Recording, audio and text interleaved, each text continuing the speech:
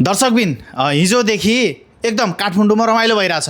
विशेष गरेर माइतीघर मण्डला अगाडि नेपाल पुलिसले एमालेका कार्यकर्तालाई तोड मोड दिइरहेछ है। कसैको टाउको फुट्ने गरिदिइरहेछ, कसैको ढाडमा यसरी हानेको छ कि लट्ठी। आहाहा, त्यो हेर्दाखेरि म चाहिँ एकदम खुसी छु है।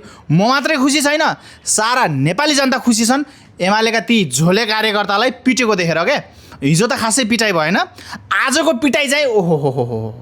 अझै म के भन्न चाहन्छु नेपाल पुलिसलाई, उनीहरूलाई तपाईँहरूले गोली हानेर चाहिँ मृत्यु नगर्नु होला। मान्छेलाई मार्न चाहिँ अलिकति त्यो मिल्दैन है।